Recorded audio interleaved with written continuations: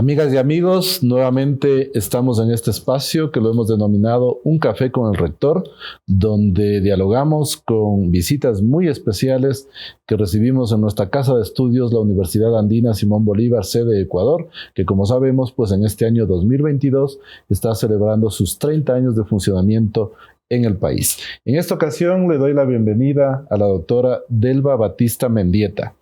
Ella es la secretaria ejecutiva de la organización del Convenio Andrés Bello, catedrática de la Universidad Tecnológica de Panamá.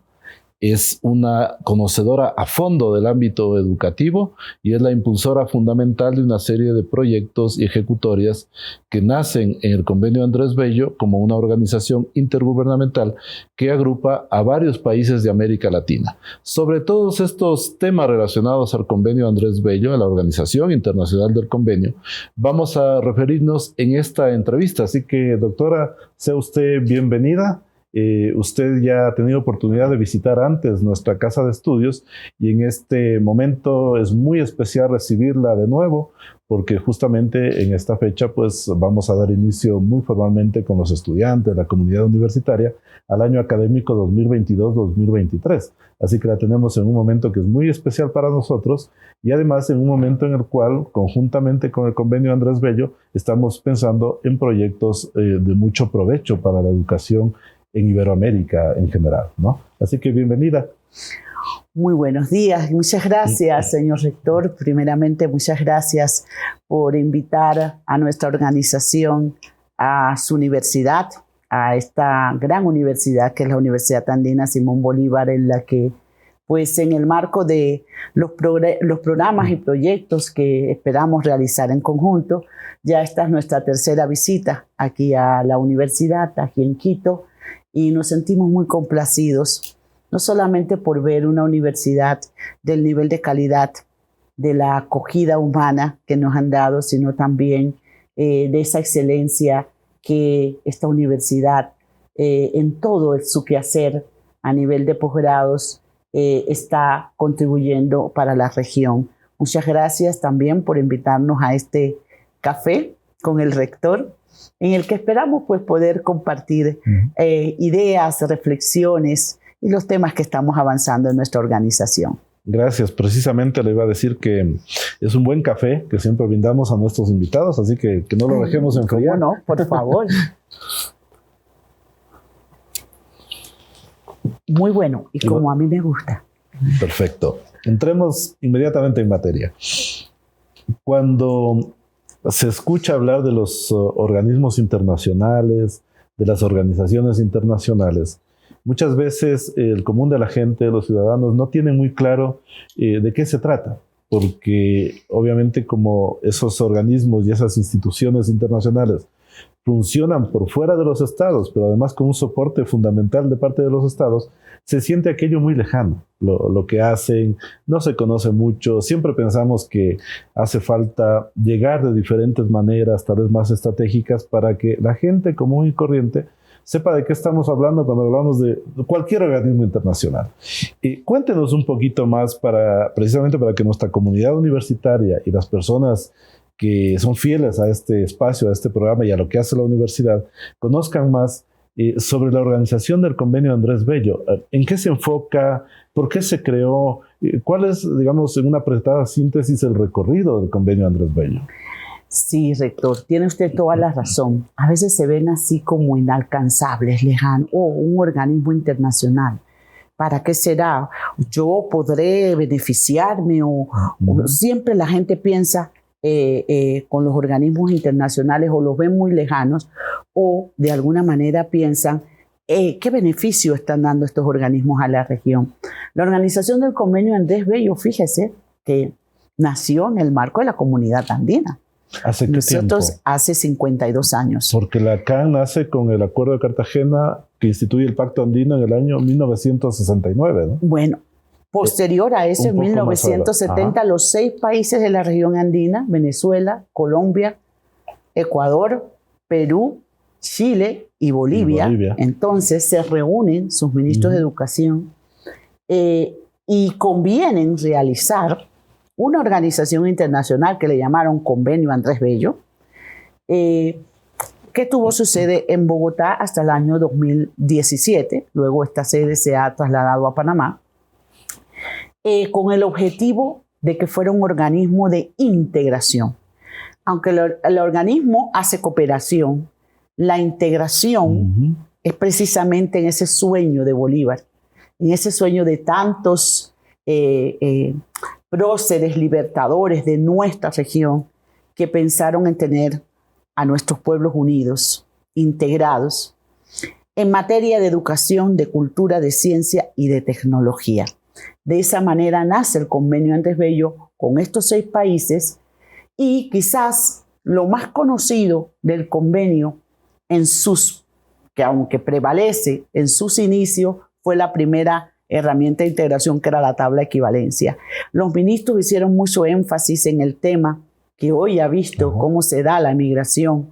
En ese tiempo, esa movilidad entre los países andinos, cómo podía lograrse ese reconocimiento de estudio a nivel de primaria y secundaria. Y es por eso que el Convenio Andrés Bello se le conoce sobre todo en el tema de la tabla de equivalencia y el reconocimiento de estudio, cuando los miembros del convenio van de un país a otro. Hoy somos 12 países. A los 6 se les ha agregado otros países que se fueron adheriendo posterior a esa conformación en 1970, que son España, Cuba, República Dominicana, Paraguay, Panamá, México. ¿Uruguay es parte también? Sí, Paraguay, sí. No, Uruguay no. Uruguay no. Uruguay no. Paraguay, México y ¿cuál más se me queda? Sí, esos son 12 países. 12 países. También España. Y Por España, eso hablábamos, sí. Y se lee frecuentemente que se refiere a países de Iberoamérica, ¿no? Países, está España también. Países ya de América Latina, el Caribe y España, decimos. Claro, porque, pues, España es parte de Iberoamérica, pero no es una región. Entonces, así para meterlo dentro de la región, siempre hablamos de la región, América Latina, el Caribe y España. Y entra en el objeto macro de enfoque del convenio, el ámbito de la educación superior, porque usted se ha referido ahora a educación primaria, secundaria, pero más bien parece que es integral. Sí, el enfoque. Educación integral.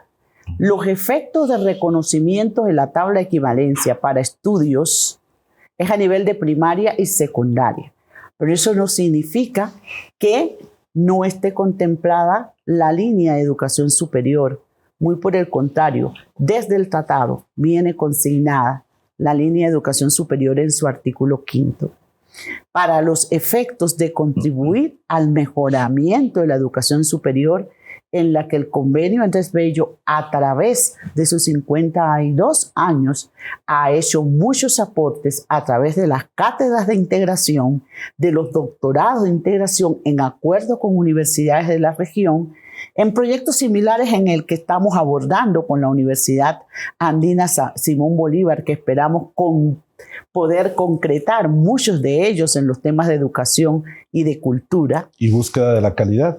Y búsqueda de la calidad, que por decirlo así es como la guindita del pastel, porque es lo que toda universidad hoy está buscando, porque la rendición de cuentas se lo reclama, el aseguramiento de la calidad. Ciertamente. Hay un tema que ya empieza a aparecer en los medios, está en el discurso político, no solamente en el ámbito de la comunidad andina, también un tanto en Mercosur, y en su momento también se hablaba de lo que le voy a decir en este rato, en el ámbito de la UNASUR, mientras existió la UNASUR. Se decía algo sobre la ciudadanía sudamericana. En Lacan se está hablando muy frecuentemente de la ciudadanía andina. Vista la experiencia europea, de la integración europea, allá sí, digamos, ha tenido peso y se aplica en la práctica la noción de ciudadanía europea, pero sustentada en algunos pilares que son fundamentales. Uno tiene que ver con la libre movilidad. El segundo, con la libertad de establecerse, y que a un extranjero, a una persona del otro país miembro que va a un tercer país o un segundo país no se le trate ni se lo vea como un extranjero y se lo discrimine por eso. Luego, la conexión muy fuerte entre los sistemas de educación en todos los niveles, incluido la educación superior, y el haber, digamos, impedido allá en la experiencia europea también que el hecho de que las personas trabajen en diferentes países implique pagar varias veces impuestos a la renta, sino que se consolida una sola vez, y la integración en un solo sistema de cotización a la seguridad social. En nuestra región eso todavía está un poco lejano, pero la educación para el tema libertad de establecimiento es fundamental, porque implica reconocimiento de los títulos de manera automática o sin mayores trámites en los diferentes países, y la posibilidad de ejercer las profesiones en el país que no es de origen de la persona, que se ha movido de su país de nacionalidad. El convenio Andrés Bello tiene ya enfocado, digamos, en su planificación, en sus tareas futuras, trabajar en ese sentido, porque cuando usted dice el convenio Andrés Bello nace también en el ámbito de la idea de integración, veo que hay conexiones muy fuertes con la experiencia de la integración andina y las otras que se pueden impulsar en Sudamérica. Y el pilar educativo es el del convenio Andrés Bello. Sí, el pilar educativo, usted mismo lo ha dicho, nosotros pues no tenemos competencias ni facultades para trabajar en esos otros aspectos de la integración. Pero yo creo que el pilar fundamental es la educación. Lograr la integración educativa, hablar un lenguaje común, armonizado, sintonizados, cada uno de los países de la región. Bueno, son 12 en el convenio Andrés Bello, pero hay otros con los que tenemos vinculación a través de otro tipo de proyectos, aunque no sean miembros plenos de la organización. Creo que es el punto de partida para esa ciudadanía de la que usted habla, porque la educación es la base. La gente va a querer buscar trabajo en otro país, pero si llega con un título, es mucho más fácil. ¿Y qué es lo que hay que facilitar? Ese acceso al trabajo. ¿Y eso qué lo facilita? La credibilidad en ese documento que te acredita para una profesión. Y esa credibilidad hay que construirla a través de estos proyectos de integración educativa que se hacen a través del convenio Andrés Bello y de otros organismos. Y yo creo que es muy importante. Sí, Europa ha avanzado mucho desde la Declaración de Bolonia, que hablamos todo en 1998 superior, claro, para la educación superior, pero el trabajo venía desde mucho antes. Porque desde mucho antes de eso, ya Europa se preparaba en formar a la gente en diferentes idiomas, porque veía en algún momento ya que se dé esa integración y venga todo esto, entonces la gente hacían intercambios para eso y para que se fueran conociendo. Entonces ese trabajo en América Latina se ha hecho, pero yo creo que de alguna manera no se ha articulado con aquel que tiene el pilar educativo, con aquel que tiene el pilar del trabajo. Por ejemplo, no digamos únicamente de títulos formalmente universitarios, hablemos de los saberes y oficios. Es un mandato desde que existe el trabajo de la organización del convenio Andrés Bello que se establecieran programas para el reconocimiento de saberes y oficios, que son competencias laborales. ¿Por qué razón? Porque usted va a un ente, por ejemplo, llámese SENA, Colombia, INADE, Panamá, no sé cómo se llama aquí en Ecuador, que forman a las personas en grados no universitarios, pero que acá en el Ecuador, exacto. Y una variedad muy amplia de institutos. Todo aquello se está reactivando precisamente en esta entonces época. Esas competencias laborales también son susceptibles de ser reconocidas en otros países para ese. El temor siempre es ese, rector. Lo que nos hemos encontrado en las diferentes mesas en que hemos participado es precisamente a que esa movilidad sea para ir a buscar trabajo profesional.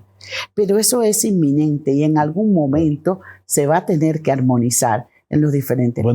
Bueno, y esto último que usted cita respecto a todo ese amplísimo mundo de otras opciones laborales, que no necesariamente requieren que las personas se formen en la universidad, es particularmente importante cuando vemos que los flujos migratorios son muy fuertes, ¿no?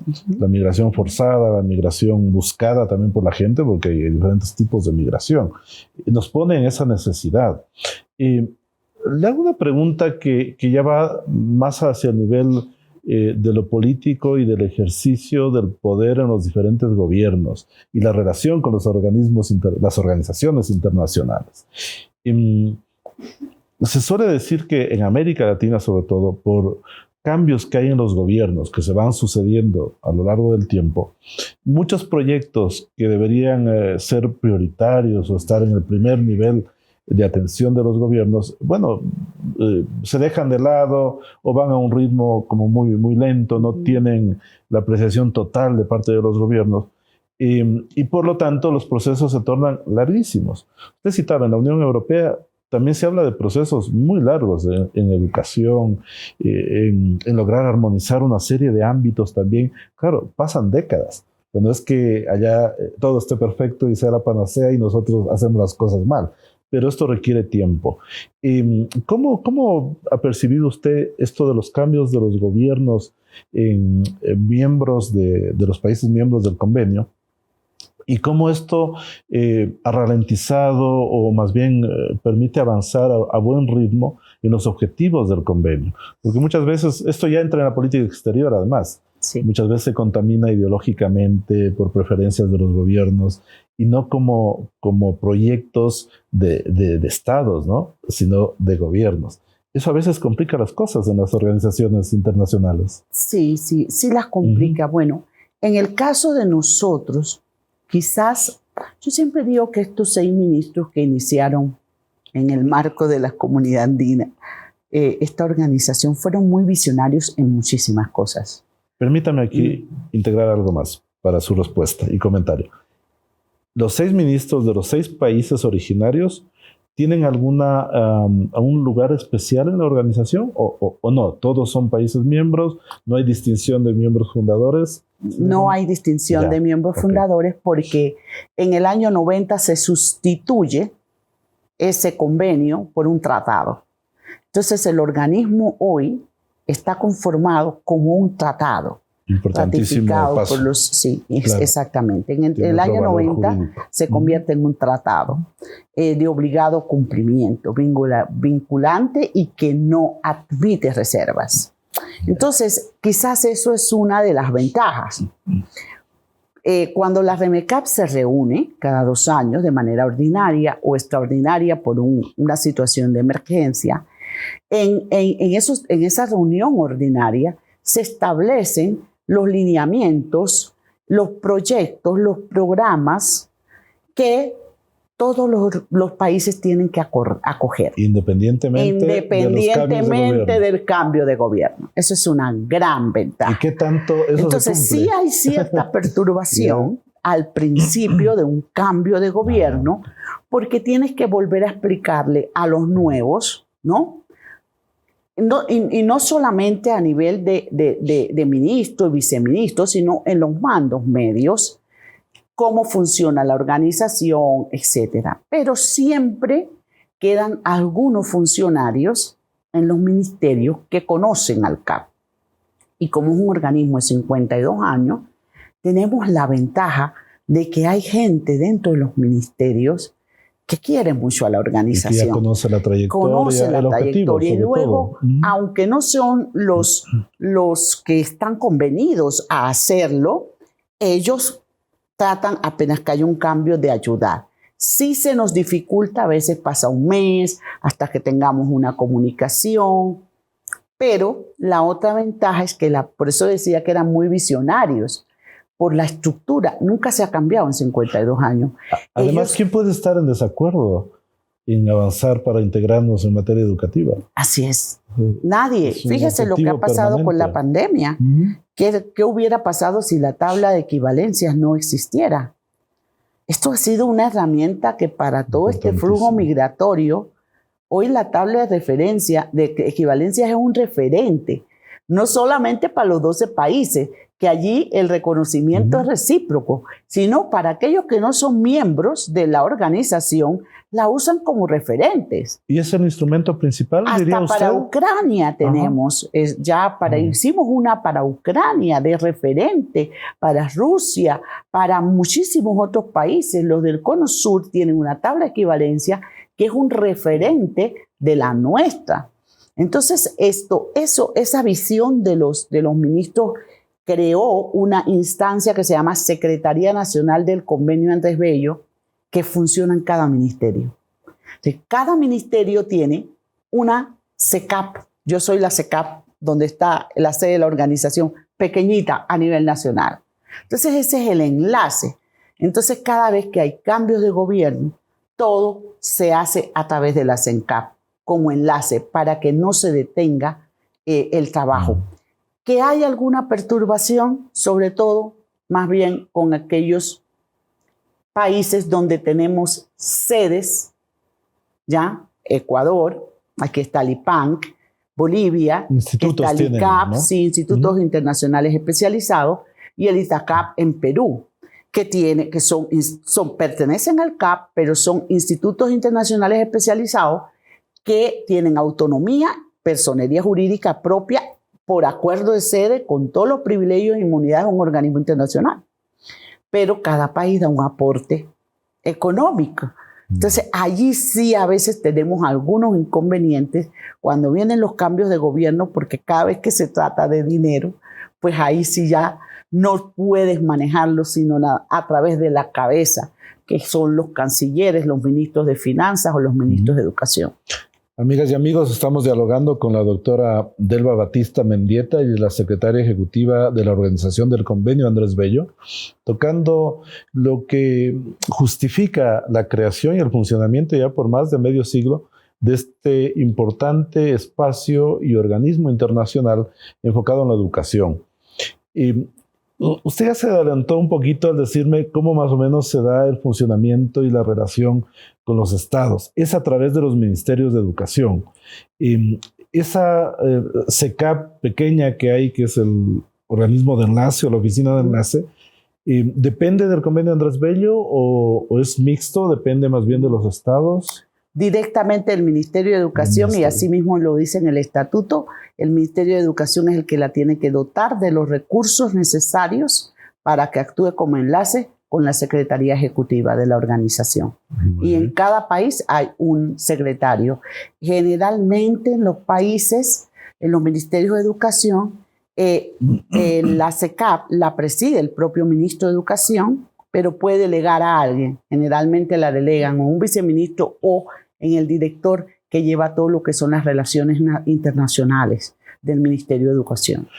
¿Cuándo se dio el cambio de la denominación de origen de la institución a llamarse Organización del Convenio Andrés Bello? Tal vez se reforzó cuando se cambió el tratado también. Sí, en ese momento. En el año 90. En el año 90, cuando se establece el tratado, es cuando ya entonces se cambia a Organización del Convenio Andrés Bello de Integración Educativa, Científica, Tecnológica y Cultural. Visto este punto desde lo institucional, desde lo jurídico, es un salto importante, porque la cobertura que puede dar un tratado, pues ciertamente es mucho más fuerte que la que puede dar algún otro instrumento internacional.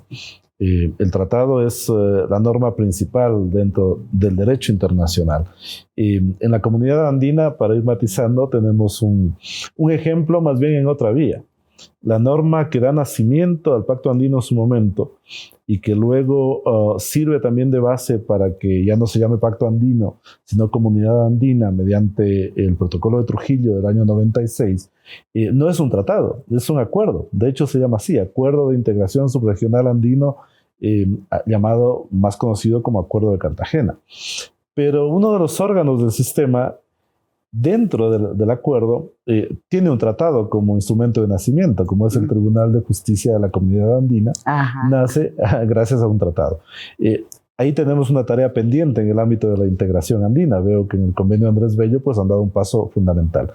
¿Cuáles son los temas que están en agenda ahora, los más importantes y que está impulsando el convenio Andrés Bello con todos los países miembros, al ser una organización intergubernamental. Sí, bueno, cada 4 años los países se ponen de acuerdo con la línea programática a realizar. Como le decía, somos un organismo de integración, pero también de cooperación, en el sentido de que si algún país, alguna instancia o algún país, aunque no sea miembro, hace una propuesta de proyecto a nuestra organización o solicita la colaboración o cooperación de la organización en un proyecto, pues la organización, si está dentro de nuestra misión, puede participar en él. Perdón, ¿y tienen ustedes países asociados? No tenemos países, no tenemos países asociados. Sí. El tratado concibe que pueden haber observadores o países asociados, pero en este momento estamos tratando de adherir nuevos países, por ejemplo, los del Cono Sur y los de Centroamérica, ¿ya? Hemos avanzado, por ejemplo, en Uruguay, en el año 2012 se estableció hasta la ley pero luego vinieron algunos inconvenientes y estamos tratando nuevamente de atraer precisamente a fines de mes. Voy a la reunión del SEXICA con la intención nuevamente de presentar la moción de la adhesión de los países de la región, porque solamente de los 8 hay 2 en el convenio, que son Panamá y República Dominicana. Y en el sur nos falta Brasil, Uruguay y Argentina. Así que estamos en ese trabajo. Y le decía entonces que nosotros cada 4 años, en la reunión de ministros que corresponde cada 4 años, se establece cuál es la línea programática principal de trabajo en esos 4 años. Ajá. En el periodo 2017, en el periodo, voy a decir un poquito más atrás, 2012-2016, la línea programática definida por los países fue el tema de ciudadanía. El tema de ciudadanía. Educación alrededor de la ciudadanía. Todo lo que fuera educación, y se enfocaron mucho en el tema de la convivencia y la paz escolar, ¿no? En el fortalecimiento de valores, de crear un ciudadano integrado a la región, ¿ya? Que sintiera y pensara por la región, pero también por su país. En el 2017-2021 la línea programática fue trabajar en el tema de la estrategia de integración educativa. Todos los países se dieron cuenta de la falencia que tenía, primero en la columna vertebral de un sistema educativo, que es el currículum, y, por decirlo así, sus 2 soportes a esa columna, que es la formación docente y los recursos educativos. Así que en esos 4 años se trabajó en crear nuestra segunda herramienta de integración, que son los marcos comunes de criterios de calidad en los 3 componentes. Hoy los 12 países del CAP tienen un marco de referencia común y armonizado en esos 3 componentes: currículum, recursos educativos y formación docente. Esa tabla es como decir nuestra nueva tabla de equivalencia, pero para efectos de saber qué es el currículum en Chile y qué es en Ecuador, qué cosas tenemos el mismo en idioma común. En estos temas. Así es, para hablar el mismo idioma. Y a partir de eso construir, te apropias de esa herramienta. Y eso facilita mucho, no solamente el intercambio, la movilidad y el reconocimiento de títulos, de estudios, sino el pensarnos como región. Y el elevar la desarrollo, calidad de la calidad. Entonces, los ministros decidieron que para este periodo 21-25 hiciéramos la SINED 2, la Estrategia de Integración Educativa 2. Segundo capítulo. Continuáramos, pero fortaleciendo ¿qué? Las habilidades y competencias. O sea, ya tenemos el marco de referencia común de currículum. Ahora vamos a profundizar en la progresión de habilidades. ¿Cuáles? Las lógicas, matemáticas, ciencias sociales, ciencias naturales. ¿Por qué, rector? Porque cuando llega alguien sin documento a un país, no se le puede negar el derecho a la educación. Ese es un derecho que no se puede negar porque no tengas documento. Pero si tú tienes una tabla donde tú puedes medir las competencias lógico-matemáticas, lingüísticas, científicas de ese estudiante que ha venido sin documento, tú lo puedes ubicar mejor en un grado. Se puede insertar en otro. Así es, aunque para no él tenga o ella, documentos. un nuevo sistema Así educativo. es, aunque no tenga documentos. Y este marco común, doctora, que nos impulsa a hablar el mismo idioma en estas materias tan fundamentales, ese marco común también sirve de mucho, supongo, alimentando políticas públicas, lo cual podría decantarse también a adopción de leyes que cada vez van a estar más armonizadas. ¿Esa es la lógica que se persigue? Ese es el fin de los marcos comunes, y así mismo lo denominaron los ministros en la resolución, que contribuya a las políticas públicas educativas de los estados. Que esas herramientas sean parte de las políticas públicas. De nada vale que estén allí si no se apropian, si no los convierten en leyes, si no los utilizan en insumos para elaborar sus políticas públicas. Y también estamos incursionando en la línea de educación superior, que en el periodo, quizás hubo 2 periodos en que el tema de la línea de educación superior bajó un poco, porque el enfocarse en estas otras líneas prioritarias que dijeron los ministros, pues consumía todo el tiempo para otros proyectos. Claro. Sin embargo, estamos con las cátedras de integración. Ahorita tenemos la 3ª versión ya terminándose de una cátedra de integración con la Escuela de Relaciones Internacionales de la Universidad de Panamá, precisamente en políticas públicas y movilidad humana. Qué interesante. Un diplomado que aborda 4 meses. Hay de todos los países, miembros o no miembros, más de 200 participantes en su 3ª versión. Queremos hacer con la Universidad de Santiago de Guayaquil una cátedra, Andrés Bello, en investigación. Y queremos hacer otra con la UACB. Entonces estamos en todo ese proceso. Bueno, y quizás nuestro sueño, todas las utopías son posibles, más cercanos, en el que estamos trabajando, es el tema de aseguramiento de la calidad de la educación superior, que es una de las cosas que nos convoca a estar aquí con ustedes, para ver qué podemos aportar desde la organización del convenio Andrés Bello para fortalecer estos procesos de mejoramiento de la educación superior en las universidades de los países miembros. Vamos a volver sobre este tema que a nosotros nos interesa particularmente. Nuestra casa de estudios, como usted conoce, ya tiene, digamos, un recorrido en ese trajinar diario, en ese trabajo y en ese esfuerzo por mejorar en la calidad, en todo lo que hacemos, ¿no?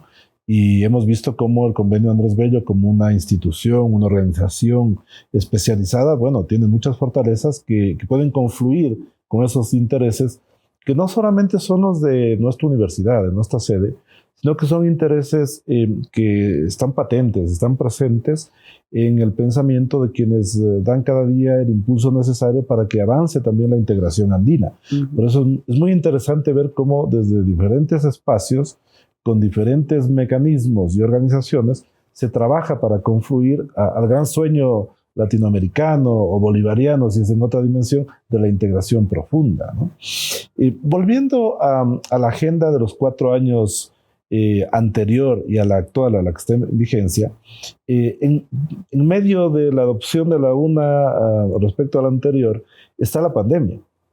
¿Qué peso tuvo la pandemia en esa decisión fundamental que ha servido para fijar la actual agenda? Supongo que fue la base para que se piense en un segundo capítulo concentrado en la integración educativa.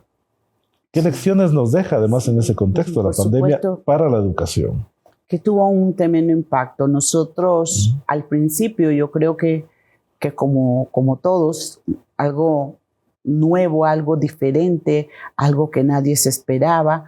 Yo creo que pasamos el primer mes.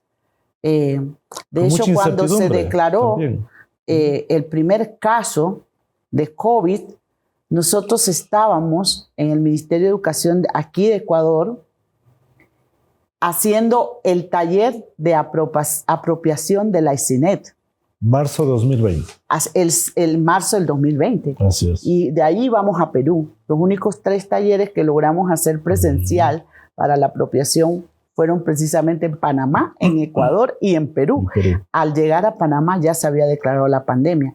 Y fue como un momento casi como de inercia, pues estar viendo cuándo podíamos ir al súper, declarar cerradas las oficinas, pero organizárnoslo para ver si trabajamos por teletrabajo. Fechas complejas hasta para movilizarse y volver al país, y volver porque al se empezaron país. a cerrar también los aeropuertos, ¿no? Todo. Entonces llega un momento en que reaccionamos y decimos, bueno, aunque fuese desde nuestros hogares y prácticamente en cuarentena completa, porque no podíamos salir para nada, llegó un momento en que hasta para los alimentos era para que te los llevaran en casa, al menos así fue en Panamá. Nosotros tuvimos que empezar rápidamente un plan y creamos un micrositio web. Por ahí empezamos, educación en emergencia.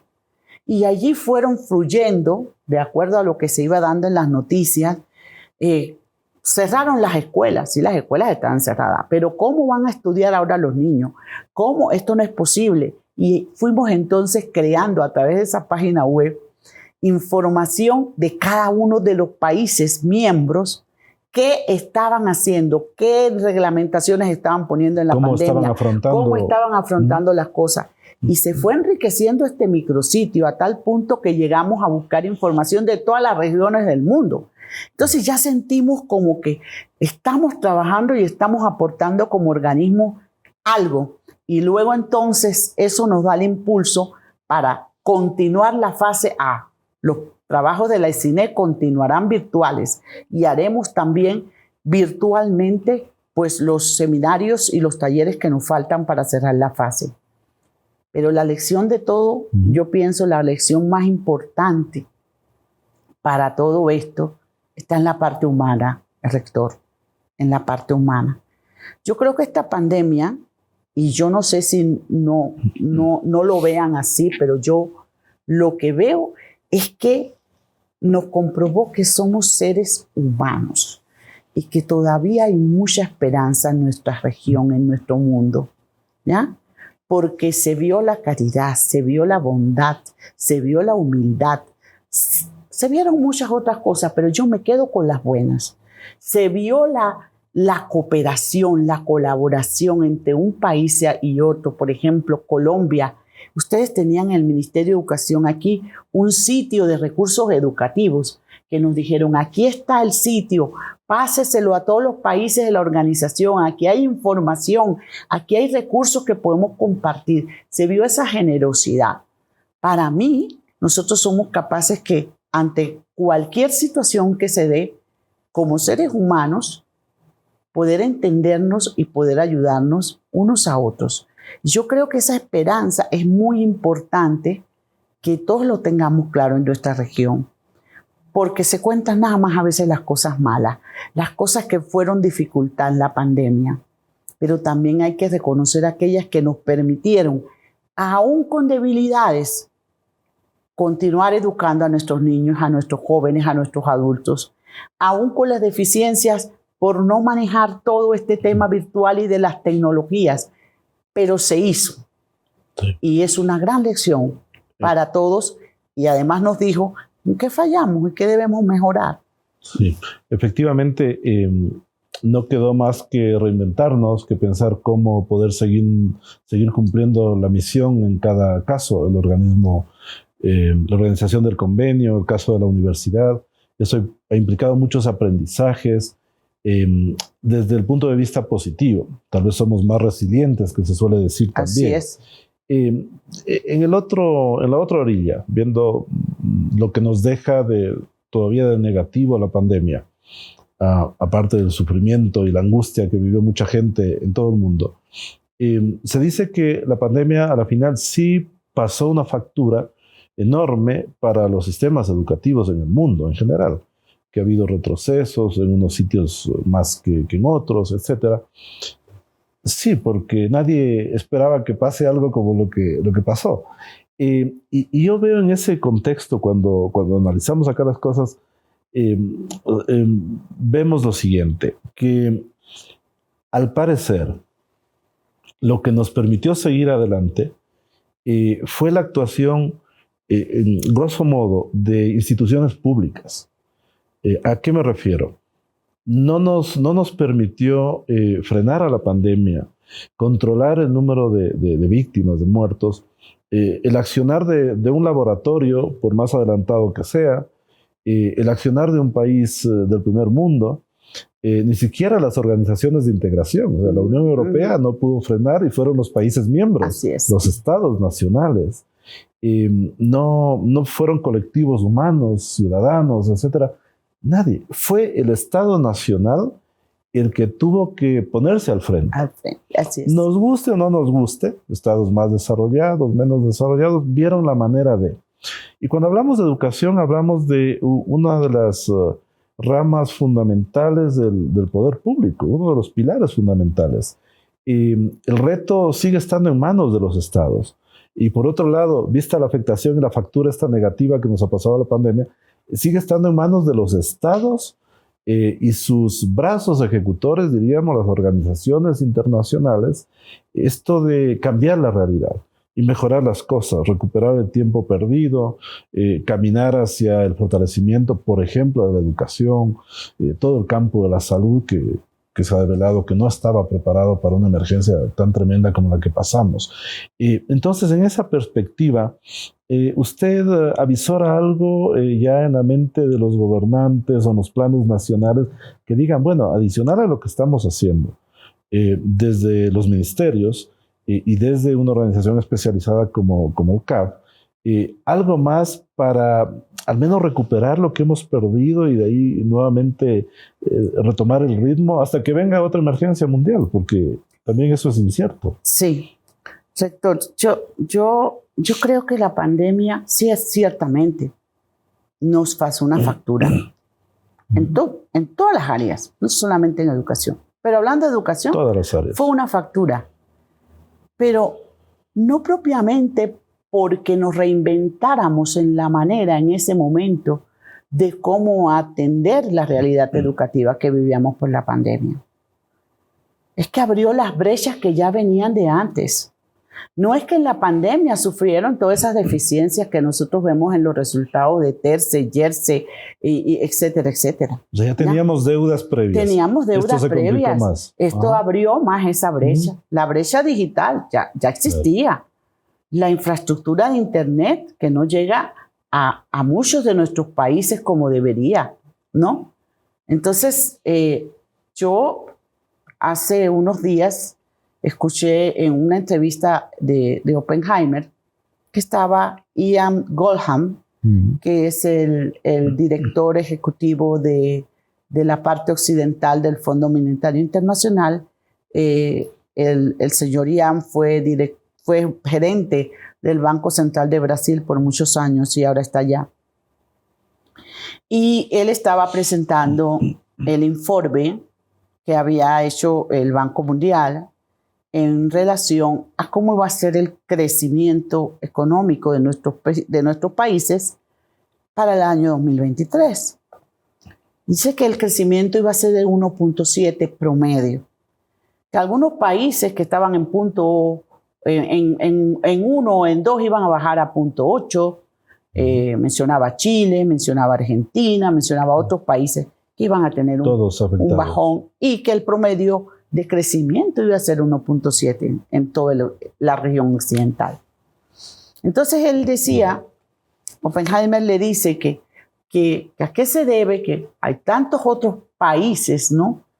Quizás tengan la misma riqueza, las mismas oportunidades que nosotros, nuestros países de América Latina, que tienen un nivel de desarrollo y de bienestar de mucha calidad, ¿no? Entonces él le respondió que el problema de nosotros es la educación. O sea, para que lo esté diciendo alguien, o sea, lo que ha pasado del Fondo Monetario Internacional, y decir, como este señor que conoce centro de educación. La educación. Si los países no invierten por la educación y dejan de ver solamente la inversión en los estados a corto plazo y no piensan en invertir en educación como se debe, pues nunca vamos a llegar a los estadios de países como Finlandia o algunos países asiáticos que siempre marcan en los primeros lugares, pues porque invierten en educación. Entonces yo creo que para lo que viene es replantearse, pues ya los estados replantearse y la gente, prioridades, y la gente ha hecho su esfuerzo en las diferentes instituciones por reinventar lo que hubiera que reinventar y por tratar, porque yo no tengo la menor duda que se actúe de buena fe, buscando cómo lograr que la educación continuara su marcha. Pero ya esto está en un punto en que los estados deben replantearse esa inversión a la educación. Y no solamente en cantidad, es que la inversión no es que vas a dar un porcentaje más, o que sino en qué y cómo. Porque de lo contrario va a ser echarlo en una tubería nuevamente. En planificar más seriamente. Y planificar, esa es la palabra correcta. Así es. Y evaluar resultados. Y evaluar resultados. Sí. Pero es necesario, porque tenemos un potencial tremendo en nuestros países. Y creo que si esos recursos se canalizan como es debido y se piensa que la educación realmente es el mayor, como decía Bolívar, es la verdadera felicidad. Sí. Bueno, la historia también nos demuestra, ¿no?, que luego de las grandes crisis, las grandes guerras, las invasiones, otras pandemias, siempre ha tenido que ponerse al frente el Estado, de nuevo. Por eso yo sí creo que ahora se plantea un nuevo reto para la organización estatal en todo el mundo. ¿Quién más se va a hacer cargo de lo que es público, lo que interesa a las grandes mayorías? No va a ser la empresa privada ni otro tipo de institución. Y claro, dentro de eso de ponerse de nuevo al frente, tendrá que priorizar, como usted dice, ¿no? Pero sucede que hoy en día son tantas las emergencias, es educación, es salud, son las migraciones, es el cambio climático, es ese mundo de los narcos, es el lavado de los activos, son los paraísos fiscales, muchos temas. Y se ve que además todos esos temas superan la capacidad de respuesta de un Estado por separado, del Estado nacional. Por eso el mecanismo y la vía de la integración, del fortalecimiento de organizaciones internacionales, a mí me parece que es vital en el momento actual. Yo quiero tocar finalmente, doctora Batista, dos temas para ir cerrando ya la entrevista. Se nos ha pasado muy rápido la hora. El primer tema, aparte de esos deberes fundamentales que tiene la organización del CAP, ahora por las definiciones cada 4 años sobre los temas en los que se concentran, bueno, ¿qué viene en el CAP? ¿Qué es lo nuevo? ¿Nuevos proyectos? ¿De qué manera usted nos puede compartir en lo que está pensando usted como secretaria ejecutiva también para impulsar para los próximos años? Sí, bueno, 2 líneas en las que nosotros en estos 3 años queremos concentrarnos y dejarlas bastante sostenibles para el cuatrienio que sigue. Estamos retomando el tema de los pactos por la convivencia y la paz en las escuelas. Creemos que eso es un tema sumamente importante. En este momento estamos replanteando bajo los nuevos contextos, bajo las nuevas realidades de estos pactos de convivencia que fueron muy importantes, le digo, en el periodo del 10 al quizás hasta el 18, 19, que lograron hacerse aquí en Ecuador, en México, en Colombia, en Panamá, y que queremos retomarlos porque hay demasiado conflicto y otra consecuencia, la pandemia. Quizás la propia utilización solamente de los medios tecnológicos para comunicarse han generado también problemas psicosociales, de conductas en niños y adultos, no solamente en niños. Y queremos de alguna manera contribuir con esto. Y lo otro, pues, además, obviamente, sin descuidar la línea programática principal, que es la CINESDO, que es la definida, pues el tema de aseguramiento de la calidad de la educación superior, que viene también unido a un componente profundo de investigación a nivel superior. Queremos desarrollar líneas de investigación sobre calidad en la educación. Autoevaluación, mirada crítica de Así es. De las instituciones, de los sistemas, ¿no? Inicialmente, pues, ya se lo hemos planteado a los países, partir por el tema de las evaluaciones institucionales en aquellas universidades que estén interesadas en que nosotros los apoyemos en el camino hacia buscar el mejoramiento continuo de la calidad de la institución y posteriormente quizás en programas académicos de posgrado, ¿no? Que son tan necesarios porque la formación continua es sumamente importante en el día de hoy. Ya usted no solamente escucha hablar de posgrados, sino de formación continua, y Así parte es. de eso son los posgrados. A lo largo de la vida. Ese es un tema que se ha instalado ahora en los sistemas nacionales a nivel mundial, ¿no? Ajá. Y precisamente en ese marco que nos permite pensar en las cotas más altas de excelencia y de calidad, nos hemos encontrado con una gran coincidencia de intereses con nuestra casa de estudios. Ahora mismo estamos por firmar un convenio de cooperación con el Convenio Andrés Bello, donde la universidad va a poder ser parte de esta mirada que la tiene puesta el convenio hacia la consolidación de unas mejores soluciones, estructuras, mecanismos que permitan crecer en calidad a los sistemas de educación superior en América Latina, en Iberoamérica también, y particularmente a las instituciones que se sometan a estos procesos. La Andina está dando pasos fundamentales también en esta línea. Por lo tanto, esperamos que en poco tiempo poder compartir buenas noticias en este trabajo conjunto con el CAP. Finalmente, doctora Delva Batista, quiero recordarle que estamos celebrando 30 años en esta casa de estudios. Y estamos muy, muy orgullosos por lo logrado hasta ahora, a pesar de múltiples dificultades que hemos tenido que afrontar, sobre todo en los últimos años. Pero la universidad sigue con nuevas propuestas, con muchos bríos, con una comunidad universitaria absolutamente identificada con los objetivos institucionales y con la misión de nuestra institución. Y yo le quiero pedir un mensaje a nuestra comunidad en este especial año de celebración, donde además seguimos impulsando proyectos importantes, ahora también con la organización del CAP. Sí, rector. Expresarle nuestras felicitaciones a la universidad en sus 30 años, al rector que en estas 3 ocasiones que hemos tenido la oportunidad de realizar reuniones de trabajo conjunta intensas, pero con muy buenos resultados. Productivas. Muy productivas. Sí. Hemos también podido sentir algo muy especial en esta universidad y yo quiero resaltarlo porque las felicitaciones son para todos, cada uno de los miembros de esta universidad. Y quiero pedirles que continúen con esa misma mística, con esa camaradería de trabajo, con esa sensibilidad humana y ese trato que tienen entre ellos y para con todos sus visitantes. Eso es sumamente importante y no siempre uno va a una institución donde encuentra un personal tan identificado, con tal sentido de pertenencia.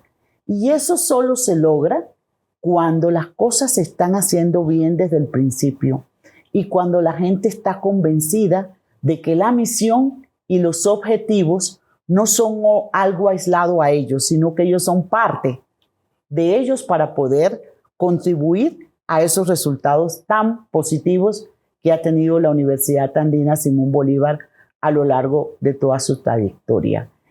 Muchas bendiciones y muchos éxitos en sus 30 años y en todo el devenir, que sean muchos 30 años más. Gracias, doctora Batista, por sus amables palabras y además por haber valorado esto que es un esfuerzo conjunto que lo hacemos todos los días con nuestra comunidad universitaria. Tenemos objetivos claros, no nos instalamos en una situación cómoda cuando se logran esos objetivos, sino que de inmediato nos planteamos nuevos objetivos, porque hay que seguir transitando, digamos, esta vía que no tiene fin hacia la calidad, hacia el cumplimiento de nuestra misión, también como organismo de la integración. Qué bueno que hayamos encontrado el momento y los temas que nos acerquen al convenio Andrés Bello. Yo creo que en poco tiempo podemos dar muy buenas noticias, no solo al país, sino también a la región con este esfuerzo conjunto. Hoy, como les decía, amigas y amigos, vamos a firmar un convenio muy importante con la organización del convenio Andrés Bello, y esto lo daremos a conocer más en detalle un poco más adelante. Quiero reiterar nuestro agradecimiento por esa mirada tan cálida y ese tiempo que le dedica a nuestra universidad, por todo el equipo que le acompaña y que se ha identificado tanto con lo que estamos haciendo en esta casa de estudios, y decirle pues que las puertas de la universidad siempre están abiertas para poder seguir caminando conjuntamente y también para plantear los nuevos objetivos por la educación en la región andina y en toda Iberoamérica adicionalmente. Así que siempre bienvenida y gracias por este espacio que nos ha convidado ahora. Muchas gracias.